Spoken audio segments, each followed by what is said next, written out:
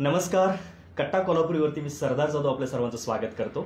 आज जागतिक महिला दिन आहे, त्यानिमित्त सर्वांना शुभेच्छा. आजपासून आम्ही कट्ट्यावरती एक वेगळा सप्ताह सुरू करतोय. म्हणजे वेगवेगळ्या क्षेत्रामध्ये वेगवेगळं काम करणाऱ्या महिलांच्या मुलाखती घेणार आहोत आणि त्याची आजची सुरुवात करण्यासाठी एक वेगळं पात्र आम्ही निवडलेलं आहे.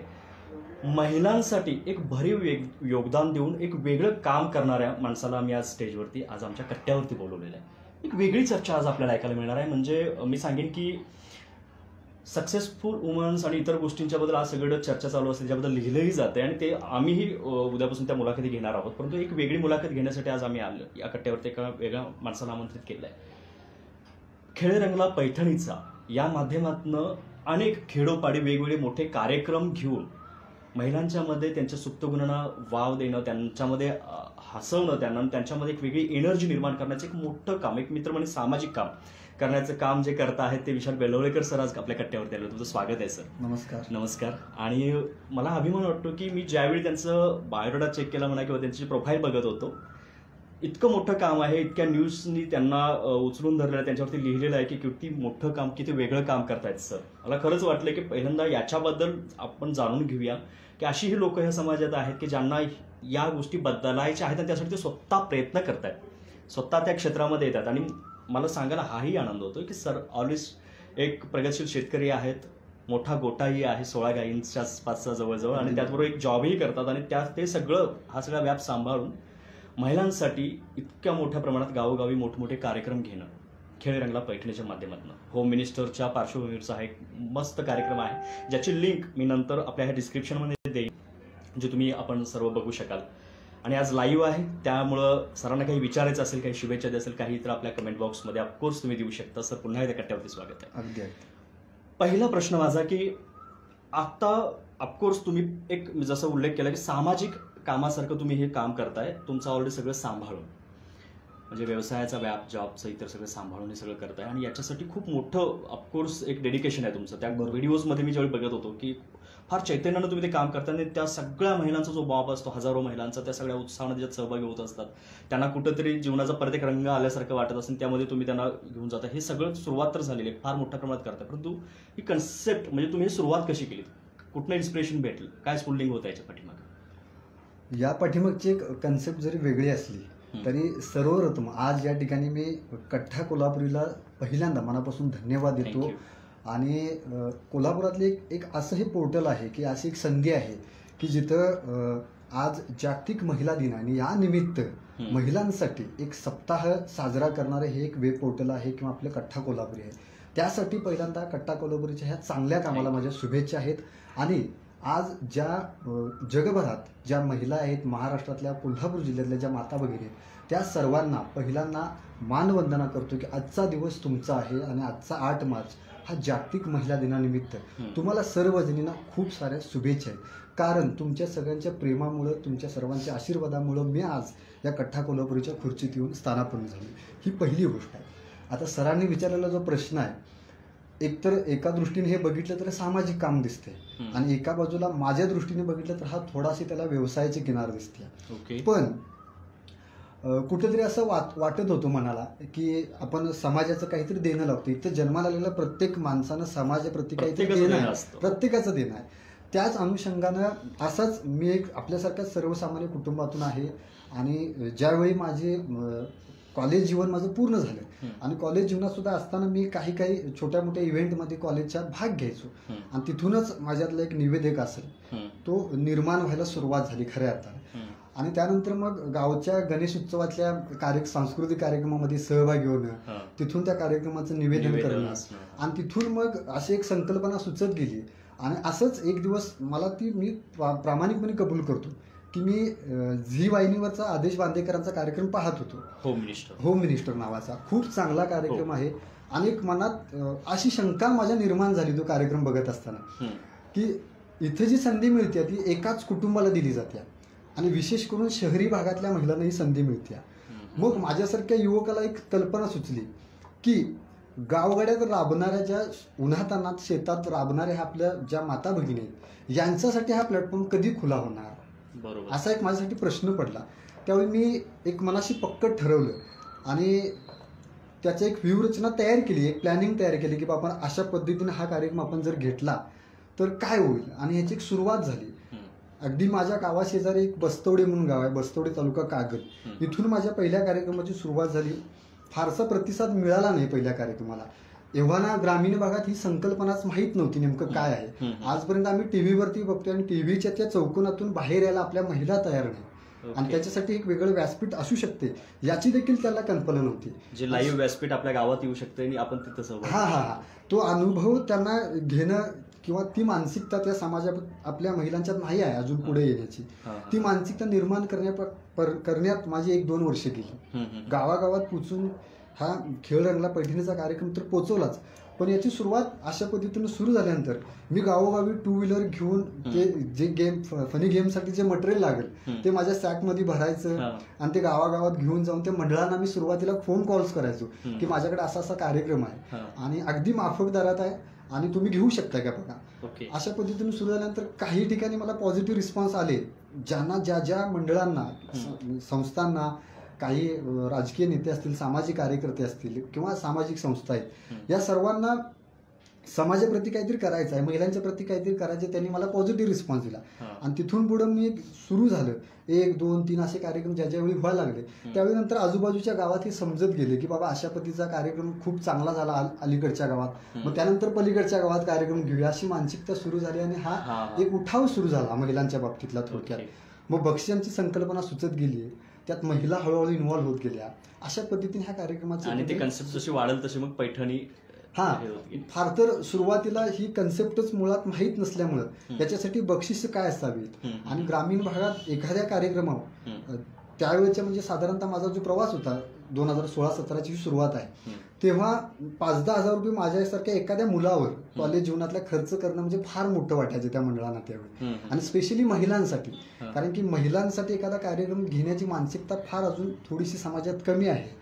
अशा स्थितीत हा कार्यक्रम लोकांना पटवून देणं, मग त्यावेळी ह्या स्पर्धेबद्दल, या खेळाबद्दल, या कार्यक्रमाबद्दल बऱ्याचशा शंका होत्या की आमच्यात 1000 महिला येणार, त्यातून तुम्ही महिलांची निवड कशी करणार, सुशिक्षित महिला आहेत, त्यांना ग्रामीण भागातल्या महिला, त्यांना हे जमणार काय सगळं, टीव्हीतल्या पद्धतीनं ते सगळं जमल काय त्यांना, अशा बऱ्याचशा शंका असायच्या. त्या लोकांच्या शंका निरसन करत करत आम्ही एक सुंदर कार्यक्रमाची रचना माझी म्हणजे रूपरेखा ठरलेली आहे त्याची, अशी एक ठरली बनवून नाही, प्रत्येक गावातला वेगवेगळा अनुभव आहे. तुम्ही तुम्हाला पुढे सांगत जाईल, तुम्ही जसं मला प्रश्न येतील तुमच्या त्या पद्धतीने तुम्ही शेअर करत राहील. नाही, खरंच म्हणजे एक कन्सेप्ट तरी कळाली की एक असा माणूस, म्हणजे निवेदन तर त्यांचं एकदम अप्रतिम आहे, मी बघतोय. म्हणजे माझ्यासारख्याला पत्रकाराला नवीन शिकायचं असेल तर ऑफकोर्स मी यांच्या खूप साऱ्या व्हिडिओजमधून बघितले की ते सगळ्या एवढ्या मॉबला हँडल करणं, आणि ते पण हसत खेळत, आणि सगळ्यांनी त्याच्यामध्ये सहभागी होण्यासाठी त्यांना उत्साहित करणं म्हणजे फार मोठी गोष्ट आहे. आणि ह्या सगळ्या गोष्टी करत असताना सर, म्हणजे आता जसं त्यांनी प्रामाणिकपणे सांगितलं की त्याला व्यवसायाची थोडी किनार आहे, परंतु ती असणं पण तेवढीच गरजेचं आहे, ज्याच्यामुळे त्यांना परत उत्साह येतो. त्याच्यात मिळो न मिळो, काहीच न मिळता तोटा होत गेला तर एवढं चांगलं काम करणारी माणसं नकळतपणे ती बाजूला जातात प्रवाहानं, परंतु तेवढं ऑफकोर्स ते एक असायलाच पाहिजे गोष्ट. परंतु त्यातनं जे महिलांना उत्साह निर्माण होतात, आता उलट त्यांची मागणी आहे की महिलांना असं वाटतं की नाही, यांनी आमच्या गावाकडे कार्यक्रम घ्यावा, हा कार्यक्रम आमच्याकडे व्हावा. म्हणजे हे होणं म्हणजे हे त्यांचं यश आहे त्याच्यामधलं, की त्यात पैशाचा विचार तर तिथं होत नाही किंवा बक्षिसं किती द्यायचे, ते मंडळांचा त्याच्या बक्षिसावरती खर्च होणार किंवा लोकांचा खर्च होणार, त्याचं नाही देणं घेणं. त्या महिलांचा उत्साह आहे की नाही, यांनी आपल्या गावात आल्यानंतर तो त्यांना एक जो विरंगुळा आहे म्हणता येईल, किंवा त्यानंतर त्यांच्या पुढच्या कामामध्ये त्यांना मिळणारा उत्साह आणि जीवनाबद्दलचं खरं महत्व. म्हणजे मी मगाशी मुलाखतीच्या आधी आमचं थोडं डिस्कशन चाललं विशाल सरांसोबत की मीही याच भागातला आहे. म्हणजे आपला हा पश्चिम महाराष्ट्राचा हा जो भाग आहे ना, इकडं निसर्गानं साधन संपत्तीची उधळण केली आहे, म्हणजे खूप सारं सगळं एकदम परफेक्ट आहे. परंतु प्रॉब्लेम असा एक वाटायचा, जो मी लहानपणापासून बघायचो, सगळे आपल्या कामात इतके बिझी असायचे, कुठल्या रेसमध्ये धावतोय माहित नाही, आणि इतकं सगळं आजूबाजूला असताना हसणं कधीतरीच व्हायचं. अगदी बरोबर. घरातले सगळे बसले तर कधीतरी कुठल्या तरी सिरियलमध्ये काहीतरी पॉईंट बघितल्यानंतर हसणं, किंवा एकमेकांच्या बरोबर बोलून हसणं, किंवा इतर गोष्टीत नसायचं, सगळी कामामध्ये किंवा प्रत्येक याच्यामध्ये. परंतु हे जीवनाबद्दलचं रंग किंवा जीवनाचं महत्त्व वेगळ्या अँगलमध्ये सांगण्याचं काम तुम्ही करताय सर, आणि खरंच ते एक मोठं काम आहे. आणि सगळ्यात महत्त्वाचं ते महिलांसाठी करतात, जी फार गरजेची आहे. कारण जसं आपण मगाशी बोललो की महिला काय फक्त कुटुंबासाठीच नाही तर ह्या विश्वाससाठी फार गरजेची गोष्ट आहे, जननी आहे, की जी उत्साही असेल, जी फार ऍक्टिव्ह असेल, तर सगळीकडे त्याचं वातावरण, तो म्हणतात ना सुहास फुलाचा जसं दरवळतो तसं सगळीकडे वातावरण एकदम रिफ्रेश राहतं. आणि त्यासाठी घरची आपली आई, आपली बहीण घरामध्ये जर हसत खेळत असेल तर घरचं वातावरण कसं असतं ऑफकोर्स आपल्याला माहित आहे. ते करण्याचं काम तुम्ही करताय आणि खरंच खूप मोठं आहे. माझा पुढचा प्रश्न त्यालाच धरून असेल की सुरुवात तर झालेली आहे, वेगवेगळे कार्यक्रम होत आहेत, आता त्याच्याबद्दलच्या मागण्या आहेत की महिलांच्याकडूनच येते की नाही आता वेलोळकर सरांचं कार्यक्रम आमच्या गावात झाला पाहिजे. त्या आता कार्यक्रम असला की उत्साहानं सहभागी व्हायला येतात. हो हो अगदी. म्हणजे गर्दी तर अफाट होते. आताचा याचा रिस्पॉन्स कसा आहे आणि तुमच्या डोक्यात जे आता प्लॅनिंग जशी बदलत गेली, जसं तुम्ही म्हटलं की प्रत्येक गावामध्ये वेगवेगळे खेळ घेऊन जाता, त्यातल्या काही आठवणी असतील, किस्से असतील की जे खरंच तुमच्याही मनात घर करून राहिले आणि त्यातल्या काही महिलांनाही ते सांगताना एक वेगळे अनुभव आले, तर असे काही आठवणी असतील तर? अशा खूप साऱ्या आठवणी आहेत. हा 5-6 वर्षाचा प्रवास आहे, एकंदरीत 200-250 कार्यक्रम आहेत. आणि जसं आपण म्हणतोय की मी 12 गावचं पाणी पिलेलं आहे, तसा हा 12 गावचा 12 अनुभव आहे. खूप साऱ्या अडचणी किंवा त्यांचे जे काही कौटुंबिक प्रश्न आहेत जिव्हाळ्याचे किंवा काही मनोरंजनाच्या जे काही प्रसंग आहेत ते त्या ठिकाणी त्यांनी मांडलेलं आहे. खूप सारं म्हणजे इतकं आहे ते सगळं भयान वास्तव सुद्धा एक एकदा विचित्र तिथं वाटतं. काहीतरी महिलांच्या अजून सुद्धा अशा आहेत की मी हा कार्यक्रम ज्यावेळी टॉप 3 ची लढत सुरू होती, म्हणजे पैठणी, मिक्सर आणि कुकर ह्या कार्यक्रमाची मुख्य 3 बक्षीस आहेत. सिलेक्शन होत आल्यानंतर त्यातून ज्या बाद होत जातील नंतर टॉप 3 मध्ये ज्या पोचतील त्या टॉप 3 साठी मी एक शेवटी त्यांच्या जीवनाशी निगडीत काही प्रसंग विचारत असतोय. त्यावेळीची जी आठवण आहे ते अजून हृदयात घर करून तसेच आहेत. काही महिलांच्या तर पोटी अनावधानं म्हणा किंवा ती काही निसर्गाची रचना आहे त्यानुसार काही ना 3 मुलीच झालेल्या आहेत. म्हणजे आज जागतिक महिला दिनानिमित्तानं हा प्रश्न मी रिपीट करतोय पुन्हा, किंवा मी ही गोष्ट आवर्जून सांगतोय की अजूनही आपल्या समाजात महिलांच्याकडे मुली होणं म्हणजे त्या एक वेगळ्या दृष्टीनं बघण्याचं काम अजून सुरू आहे. पण काही माझ्या तिथल्या त्या वहिनी असतील, ज्या माऊली असतील, त्यांनी आपले प्रॉब्लेम घरचं त्या व्यासपीठावरती शेअर केलं तिथं गावासमोर. आणि त्यानंतर त्यांच्या घरानं किंवा त्यांच्या कुटुंबानं त्याच प्रश्नांचा उलगाडा करून त्यांच्या जीवनातले प्रश्न सुटलेले आहेत. काहींनी तरी शेअर केलं की माझं डिग्रीचं शिक्षण अर्धवट राहिलं आणि त्यानंतर मला लग्न करावं, मग ते घरच्यांना कळालं की त्यानंतर त्या घरच्यांचा तिचा जो कोंडमारा होता ती आपल्या आई वडिलांचं ऐकून लग्नासाठी उभी राहिली, हातातला पेन टाकून तिच्या हातात हिरवा चुडा आला होता. आणि अशाच त्या कुटुंबाच्या जबाबदाऱ्या सांभाळत तिची 5-6 वर्ष कधी गेलती त्या कुटुंबाला सुद्धा माहित नव्हतं. कारण की ग्रामीण भागात एकतर शेतीची कामं, गाई गोठा आला आणि इतकं प्रत्येकाचं तुम्ही आता जीवन धावपळीचं झालंय म्हणता, ते खूप धावपळीचं आहे. आणि यातून प्रत्येकाच्या व्यक्तिगत जीवनाबद्दल फारसं काही सुखदुःख विचारायला सुद्धा वेळ राहिला नाही. आणि तो एक प्रसंग असा निर्माण होतो त्या कार्यक्रमात की आता इथं ते शेअर केलं पाहिजे. मी ते असं वधवूनच घेतोय मला थोडक्यात की ते शेअर झाल्यामुळे. म्हणजे आता तुम्ही जसं सांगितलं मला एक भारी वाटलं की घरामध्ये जसं घुसमट होते की काही बोललं जात नाही, मनात त्यांच्या जे आहे की अपत्य झाल्यानंतर आता त्यांनाही तिथं थांबायचं आहे म्हणा किंवा शिकलेली आहे आणि त्याच्यात काहीतरी वेगळं करायचं आहे, हे जे बोलू शकत नाहीत घरातल्या वातावरणामुळे, ते ज्या स्टेजवरती बोलल्यानंतर घरच्यांनी ऐकल्यानंतर कळालं की हिच्या मनात हे आहे आणि त्यानंतर त्याच्यावर सोल्युशन्स निघाले. तेच माझ्या कार्यक्रमाचं खरं यश आहे, ते समाधान आहे. मी नेहमी तुम्हाला म्हणत आलोय की मला मानधन किती मिळते त्यापेक्षा तिथं त्या गावातल्या मायमाऊलींच्या चेहऱ्यावर काय समाधान आहे ते मला शोधायचं आहे. ह्या माझ्या कार्यक्रमाचं हे खरं वैशिष्ट्य आहे. भलेही तुटपुंज्या मानधनावरती मी राधानगरी सारख्या दुर्गम भागात, आजरा, चंदगड सारख्या भागात मी जाऊन प्रसंगी तोटा सहन करून ना नफा ना तोटा या तत्वावर मी जाऊन तिथं कार्यक्रम केले. का तर तिथल्या माऊमाऊलींना ह्या थोडासा आनंद मिळू दे, त्यांच्या जीवनातली सुख दुःख त्यांना व्यक्त करण्यासाठी एखादं व्यासपीठ असावं, ह्या दृष्टीने हा कार्यक्रम सुरू झाला. काहींनी आपल्याला 3 मुली आहेत त्यामुळं घरात किंवा समाजात जी वागणूक मिळते त्याबद्दल त्या व्यक्त झाल्या. त्यानंतर तिच्याकडे बघण्याचा दृष्टिकोन त्या गावात बदलला की खरोखरीची हुशार आहे. तिच्यातले जे सुप्त गुण आहेत ते ह्या व्यासपीठामुळं गावासमोर तिच्या कुटुंबासमोर आले. काहींनी तरी इतकं समाज प्रबोधन ह्या कार्यक्रमातनं झालं की तिथून पुढे ज्यांची शिक्षण अर्धवट राहिली त्यांनी सुद्धा त्यानंतर एक्सटर्नल ऍडमिशन घेऊन ती आपली डिग्री सपोर्ट केला की अरे तुला ते करायचं होतं, ते तिनं व्यक्त केलं म्हणून हे शेअर झालं. ह्या कार्यक्रमाचं हे असं किस्सा आहेत, खूप साऱ्या आठवणी आहेत. काही ठिकाणी तर खूप वाईट अनुभव. आता मी काही फोटो बघितले की अच्छा, हा. ते अनुभव सांगाच की त्याच्यामध्ये ते महिला सांगता डोळ्यात पाणी आलेले, रडायला लागले. अगदी अगदी अगदी. किती ती भावनिक वातावरण पण निर्माण होते, कारण याच्यात नाही कळते की किती त्यांना बोलायचं असतं, किती व्यक्त व्हायचं त्याचं एक असतं. वेगळं विशेष कारण आहे सर. ज्यावेळी त्या पैठणीसाठी टॉप 2 आणि 3 हां. टॉप 3 मध्ये ज्यावेळी खेळत असतात त्यावेळी ते प्रश्न विचारला जातोय हां. की तुमच्या आयुष्यातील आजपर्यंतच्या या प्रवासातील एक सुख दुःखाची आठवण सांगा. आणि ही आठवण सांगत असताना ती आज कधीतरी ती एक मुलगी आहे, त्यानंतर ती सून आई आहे, असते, हो. त्यानंतर ती कधी आई आहे, त्यानंतर ती सासू आहे. या सगळ्या नात्यांची जबाबदारी सांभाळत असताना ती माझ्या कार्यक्रमामुळं, त्या व्यासपीठामुळं कधीतरी स्वतःच्या बालपणात जाते आणि ते बालपण शोधत असताना तिला त्या आठवणींचा उलगाडा करावा लागतो तिथे.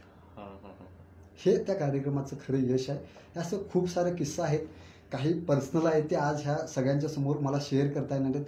मी आवर्जून या ठिकाणी निगवे खालसा असेल, अवचितवाडी तर फार दुर्गम गाव आहे माझ्या कागल तालुक्यातील, मडिलके बुद्रुक असेल, हजारो महिला अक्षरशः म्हणजे मी ते शब्दात मला व्यक्त करता येणार इतकं त्या प्रेम गावानं मला दिलं. माझ्यासारख्या सर्वसामान्य मुलाला सुद्धा आदेश बांदेकरांचं प्रेम मिळू शकते ह्याची एक मला अनुभूती त्या कार्यक्रमातून आलं. आणि खरोखरच मी प्रत्येकाला आज हा जो लाईव्ह सर्वजण बघत आहेत, तुमच्या घरात जी तुमची पत्नी असेल, आई असेल, बहीण असेल, ताई असेल, कुणीही तुमची वहिनी असेल, त्या प्रत्येकीत एक सुप्त गुण दडलेला आहे. तिच्यासाठी तिला वेळ द्या. त्यासाठी हाच ह्या कार्यक्रमाचा खरा उद्देश आहे. खरंच म्हणजे खूप मोठी गोष्ट आहे. जरा पुढं सारखं म्हणजे हे फ्रेममधून बाहेर जाणं नको. तुम्ही आता जे अनुभव सांगितलेत की मीही फार जवळून बघितलं की त्यांना तसं स्टेज भेटलं, त्यांना तसं बोलतं करणार कोणी माणूस भेटलं ना, तर त्यांच्या मनात खूप खळबळ असते, खूप काय म्हणतात ते, खूप काय काय करण्याची व्यथा असतात, त्या मांडतात आणि त्यानंतर त्यांना जी एनर्जी भेटते ते काम सरांच्या या स्टेजवरून भेटतं ना, सर फारच मोठी गोष्ट आहे. म्हणजे ऑफकोर्स एंटरटेनमेंटचा कार्यक्रम असतो आणि हजारो महिला येतात, सहभागी होतात, त्यातनं सगळे मनोरंजन करता करता तो एक स्पर्धेचं स्वरूप धारण होतं आणि त्यातनं एक भावनिक सगळे इतर सगळ्या गोष्टी होतात, एकमेकांचं शेअरिंग होतं, बोलणं होतं. म्हणजे खरंच आज जो म्हणतो ना आपण की कम्युनिकेशन, संवाद जो कुठे खुंटत चाललाय, कमी होत चाललाय. म्हणजे फोन्समुळं संवाद वाढायला पाहिजे तो कमी होत गेलाय. भावनांचा संवाद तर फार कमी होत गेलाय, जो यांच्या स्टेजवरून होतो. फार मोठी गोष्ट आहे. म्हणजे याबद्दल तर आपण बोलणारच आहोत. अजून मला एक जाणून घ्यायचं आहे की याची रूपरेषा कशी असते, साचा कसा असतो. म्हणजे आता काही हजारो महिला आलेल्या आहेत समोर कार्यक्रमात, तर त्या सिलेक्ट कशा करतात आणि त्यांची पुढं निवड आणि इतर गोष्टी कशा होतात. एकतर जे ऑर्गनायझर आहे, जे मंडळ आहे, एक उत्सव कमिटी असेल एखाद्या जयंतीची पुण्यतिथीची, मी त्यांना पूर्णपणे या कार्यक्रमाचं स्ट्रक्चर, पूर्ण कल्पना दिली जाते. म्हणजे प्रत्येक गावानुसार आणि तिथल्या व्यवस्थेनुसार किंवा कुठल्या सणावारांच्या नुसार वेगळं असते की एक ठरलेलंच आहे स्ट्रक्चर असं ठरलेलं नाही. जिथं माझा सेकंड किंवा थर्ड टाइम हा शो होत असतो तिथं मला स्ट्रक्चर बदलावं लागते. कारण की हल्ली 1-2 मिनिटासाठी जरी टीव्हीवरती ऍड आली तरी आपण लगेच चॅनल चेंज करतो. इतकी मानसिकता आता लोकांची बदललेली आहे. असा क्राऊड, असा प्रेक्षक आता वर्ग ह्या समाजात निर्माण झालेला आहे. पुन्हा त्या गावात जात असताना मला पूर्णपणे स्ट्रक्चर, ती रचना पूर्ण बदलून घेऊन जावं लागते.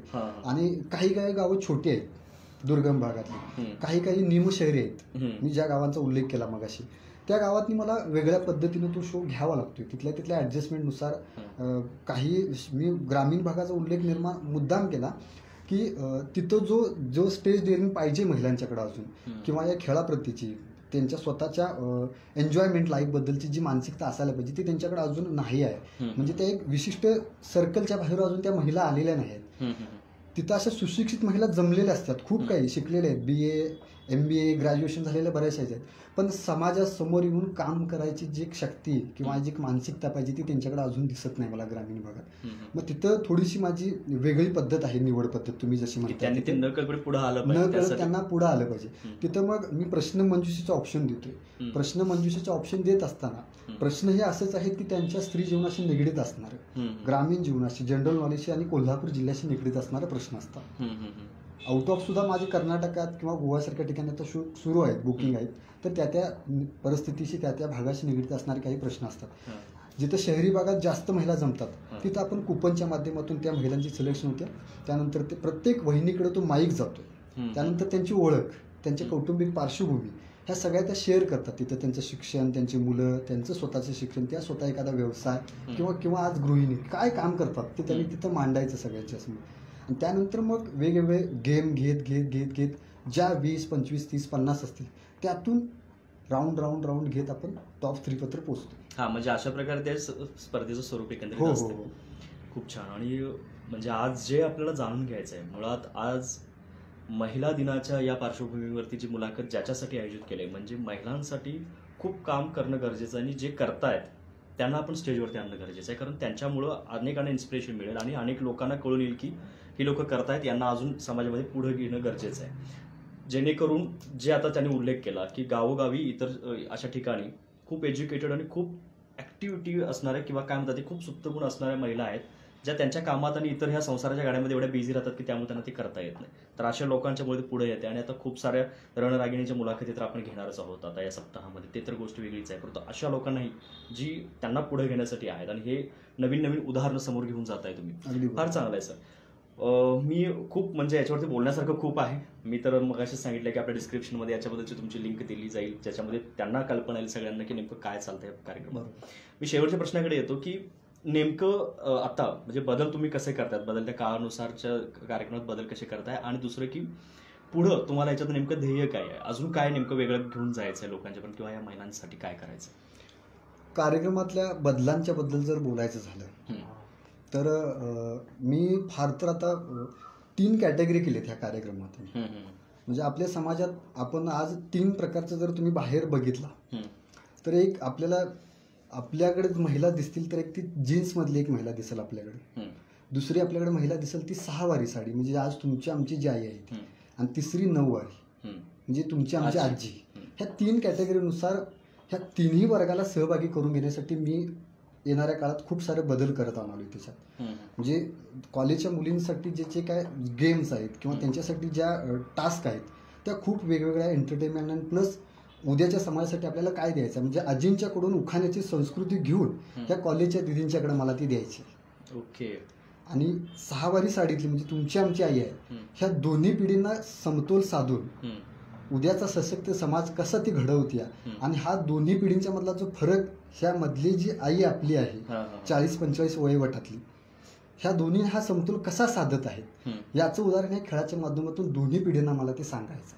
हा कार्यक्रमातला एकंदरीत रूपरेषेचा किंवा कॅटेगरीचा भाग आहे.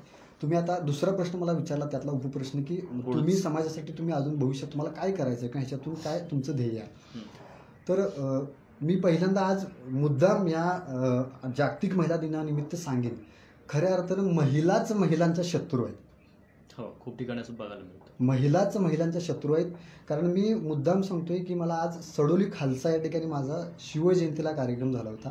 तिथून एक मला आज कॉल आला होता की सर आज त्या कठ्ठा कोल्हापूरवर तर जाताय तर तुम्ही हा एक प्रश्न मांडा तिथे जरूर. ओके. त्या माझ्या वहिनीला 3 मुली आहेत आणि या ज्या माझ्या मगाच्या ज्या महिलांचा मी उल्लेख केला त्यांच्या घरच्या सासू असतील किंवा अन्य कोण मंडळी असतील, मुली म्हटलं की त्यांच्याकडे बघण्याचा दृष्टिकोन महिलांच्यातून वेगळा निर्माण व्हायला नाही. ओके. म्हणजे त्यांची एक अशी मानसिकता झाली आहे की वंशाचा दिवा हा मुलगाच असला पाहिजे.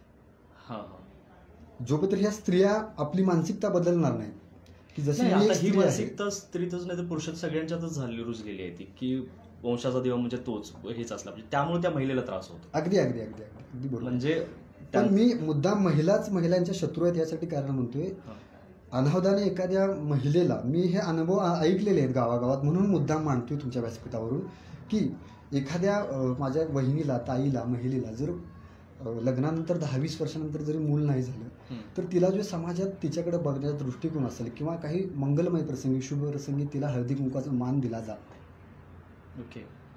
हा जो फरक आहे यातून कुठेतरी ह्या महिला बाहेर पडल्या पाहिजेत. आणि यानंतर ह्या काही कुटुंब ह्या अजून ह्या रीती परंपरेत अडकलेले आहेत. याच्यावरती तुम्हाला काम करायचं आहे. याच्यावरती काम करायचं आहे. त्यानंतर मी असं सांगेन की माझं आज हजारो महिलांशी नेटवर्क तयार झालेलं आहे. शेकडो गावांच्या पत्र मी पोहोचलेलो आहे. अजूनही ह्या महिलांसाठी मला बचत गटाच्या माध्यमातून काम करायचं आहे. कळी उमलताना एक सुंदर कार्यक्रम आहे, म्हणजे ज्या किशोरवयीन मुली आहेत त्याच्यासाठी माझी मिसेस आणि मी उद्या भविष्यात प्रत्येक गावागावात जाऊन मुलींचं किशोरवयीन बद्दलचं जे काय प्रबोधन आहे तेही करायचं आहे. महाराष्ट्र शासनाचं खूप सारे उपक्रम आहेत, हो, मी पण तेच महिला सांगतो. तिथपर्यंत पोहोचत नाहीत. ग्रामीण जीवन उन्नती असा एक कार्यक्रम आहे शासनाचा, महिला सबलीकरणाचा जिल्हा परिषदेचा कार्यक्रम आहे. या सगळ्या कार्यक्रमात गावातली मंडळं असतील, ग्रामपंचायती असतील किंवा नगरपालिका असतील, या महिलांना निमंत्रण देऊन कॉल करून थकलेल्या आहेत. या स्वतःच्या प्रपंचात, स्वतःच्या संसारात इतक्या गुंतलेल्या आहेत की त्यांना स्वतःकडे लक्ष द्यायला वेळ नाही. बरोबर. ह्या जोपर्यंत घराच्या बाहेर येणार नाहीत तोपर्यंत यांच्या सक्षमीकरणासाठी आपल्याला काम करायला इंटरेस्ट येणार नाही. त्यामुळे अजून तुम्हाला स्वतःहून त्यांच्यापर्यंत पोहोचायचं. मला पोहोचायचं आहे तिथेपर्यंत. मी मुद्दाम चंदगड, आजरा आणि राधानगरीचा उल्लेख करतोय. दुर्गम भाग आहे, वाड्या वस्त्या आहेत, त्यांना हे धावतं जग अजून कदाचित समजलेलं नाही. त्यांच्यापर्यंत हे जग, हे मनोरंजन, हे प्रबोधन मला घेऊन जायचं आहे भविष्यात. कोल्हापूर जिल्ह्यातल्या प्रत्येक गावात मला पोचायचं आहे. मला मानधन किती मिळते याच्याशी देणं घेणं नाही आहे, फक्त ते समाधान, ते प्रबोधन आणि ते मनोरंजन नाही, खरंच याच्याशी सर. मी निगडीत आहे. तुम्ही जो आता शेवटचा जो उद्देश सांगितलात ना, हा अतिशय, म्हणजे मी मगाशी उल्लेख केला तसं की सरांचा कार्यक्रमच मुळात मला हा समाज प्रबोधन आणि सामाजिक वाटतोय. तसंच जो उद्देश आहे ना, तो अतिशय समाज सुधारक जे असतात त्या प्रकारचा एक उद्देश आहे की ज्याच्यामध्ये आज गरजेची गोष्ट आहे. जसं मगाशी जो मुद्दा सांगितला की मुलीत जन्माला येणं म्हणजे एका वेगळ्या दृष्टीने किंवा मूल न होणं अशा महिलेकडे एका वेगळ्या दृष्टीने बघितलं जातं. तिथं मुळात त्या महिलेचाही दोष नसतो, परंतु ज्या दृष्टीने बघितलं जातं त्याच्यावरती खरंच काम झालं पाहिजे. त्या ठराविक जोखडातून, या विचारसरणीच्या जोखडातून समाजाला बाहेर काढणं फार गरजेचं आणि त्याच्यासाठी सर पुढाकारी करणार आहे. आणि त्याचबरोबर उमलत्या कळीचा तुम्ही जो उल्लेख केला त्याच्यासाठी शासकीय योजना आहेत, परंतु तिथपर्यंत या महिला किंवा या मुली जाऊ शकत नाहीत. खूप सारे अडचणी असतात, लाजणं किंवा इतर गोष्टी असतात, परंतु त्यांच्यापर्यंत पोहोचण्याचा जो ह्यांचा उद्देश आहे हाही फार मोठा आहे.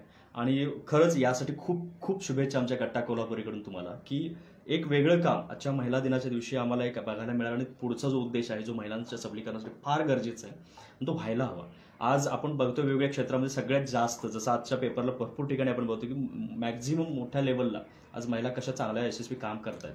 तर अशा महिला आपल्या खेडोपाड्यात जाऊ शकतात, त्यांच्याकडे ती एनर्जी आहे, फक्त त्यांना ते काय म्हणतात एक इग्निशनची गरज असते, ती देण्याचं काम तुम्ही करताय. आणि त्यासाठी खूप खूप पुन्हा एकदा शुभेच्छा. आणि विशाल सर, मी खूप आभार मानतो, तुम्ही आज वेळात वेळ करून एवढ्या लांबून आज आमच्या या कट्ट्यावरती येण्यासाठी एवढ्या उत्सुकतेने आलात. आणि ज्याच्यासाठी तुम्ही तो उत्साह दाखवलात की नाही मला हे करायचं आहे, कारण ही गरजेचीच गोष्ट होती. म्हणजे आम्ही तर महिलांचा सप्ताह घ्यायचो ठरवलेलं, म्हणजे घेतोय, परंतु त्यामध्ये हा एक वेगळी मुलाखत तुमच्यापासून ही सुरुवात झाली. याबद्दल पुन्हा एकदा मी आमच्या कट्टा कोल्हापूरकडून तुमचा आभार मानतो. मला सर आपल्याविषयी अगदी एकच मिनिटात मांडायचं आहे. आज बरीचशीच वेब पोर्टल सुरू आहेत, वेब न्यूज आपण पाहत असतो, पण विशेष करून मला कट्टा कोल्हापुरीचं मनपूर्वक आभार मानायचं आहे की कोल्हापूर जिल्ह्यातली ही माझ्यासारखी जी तरुण मंडळी काम करणारे आहेत वेगवेगळ्या क्षेत्रात, त्यांना आपण इथं आणताय, इन्व्हिटेशन देताय, ते आपले अनुभव शेअर करतात.